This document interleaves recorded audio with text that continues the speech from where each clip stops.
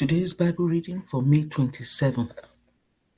We're reading from the Old Testament, the New Testament, the Psalms, and the Proverbs. So the Old Testament reading is from 2 Samuel chapter 12. So the Lord sent Nathan the prophet to tell David this story. There were two men in a certain town. One was rich and one was poor. The rich man owned a great many sheep and cattle. The poor man owned nothing but one little lamb he had bought. He raised that little lamb and it grew up with his children. It ate from the man's own plate and drank from his cup. He cuddled it in his arms like a baby daughter. One day, a guest arrived at the home of the rich man, but instead of killing an animal from his own flock or herd, he took the poor man's lamb and killed it and prepared it for his guests. David was furious. As surely as the Lord lives, he vowed, any man who would do such a thing deserves to die. He must repay 4 lambs to the poor man for the one he stole and for having no pity. Then Nathan said to David, you are that man. The Lord, the God of Israel, says, I anointed you king of Israel and saved you from the power of Saul. I gave you your master's house and his wives and the kingdoms of Israel and Judah. And if that had not been enough, I would have given you much, much more. Why then have you despised the word of the Lord and done this horrible deed? For you have murdered Uriah the Hittite with the sword of the Ammonites and stolen his wife. From this time on, your family will live by the sword, because you have despised me by taking Uriah's wife to be your own. This is what the Lord says. Because of what you have done, I will cause your own household to rebel against you. I will give your wives to another man before your very eyes, and he will go to bed with them in public view. You did it secretly, but I will make this happen to you openly in the sight of all Israel. Then David confessed to Nathan, I have sinned against the Lord. Nathan replied, yes, but the Lord has forgiven you, and you won't die for this sin. Nevertheless, because you have shown utter contempt for the word of the Lord by doing this, your child will die. After Nathan returned to his home, the Lord sent a deadly illness to the child of David and Uriah's wife. David begged God to spare the child. He went without food and lay all night on the bare ground. The elders of his household pleaded with him to get up and eat with them, but he refused. Then, on the 7th day, the child died. David's advisors were afraid to tell him. He wouldn't listen to reason why the child was ill. They said, what drastic thing will he do when we tell him the child is dead? When David saw them whispering, he realized what had happened. Is the child dead? He asked. Yes, they replied. He is dead. Then David got up from the ground, washed himself, put on lotions, and changed his clothes. He went to the tabernacle and worshipped the Lord. After that, he returned to the palace and was served food and ate. His advisors were amazed. We don't understand you, they told him. While the child was still living, you wept and refused to eat. But now that the child is dead, you have stopped mourning and are eating again. David replied, I fasted and wept while the child was alive, for I said, perhaps the Lord will be gracious to me and let the child live. But why should I fast when he is dead? Can I bring him back again? I will go to him one day, but he cannot return to me. Then David comforted Bathsheba his wife and slept with her. She became pregnant and gave birth to a son, and David named him Solomon. The Lord loved the child and sent word through Nathan the prophet that they should name him Jedidiah, which means beloved of the Lord, as the Lord had commanded. Meanwhile, Joab was fighting against Rabbah, the capital of Ammon, and he captured the royal fortifications. Joab sent messengers to tell David, I have fought against Rabbah and captured its water supply. Now bring the rest of the army and capture the city. Otherwise, I will capture it and get credit for the victory. So David gathered the rest of the army and went to Rabbah, and he fought against it and captured it. David removed the crown from the king's head, and it was placed on his own head. The crown was made of gold and set with gems, and it weighed 75 pounds. David took a vast amount of plunder from the city. He also made slaves of the people of Rabbah and forced them to labor with saws, iron picks, and iron axes, and to work in the brick kilns. That is how he dealt with the people of all the Ammonite towns. Then David and all the army returned to Jerusalem. So that was the reading of the Old Testament. The reading of the New Testament is from John chapter 16. I have told you these things. This is Jesus speaking.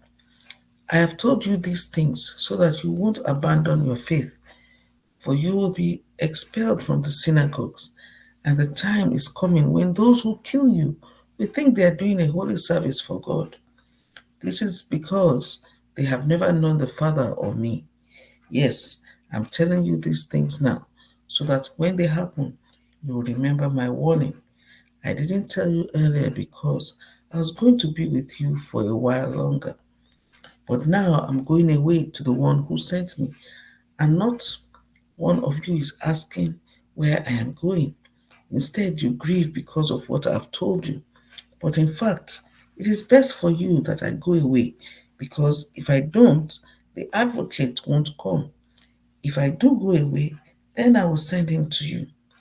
And when he comes, he will convict the world of its sin and of God's righteousness and of the coming judgment.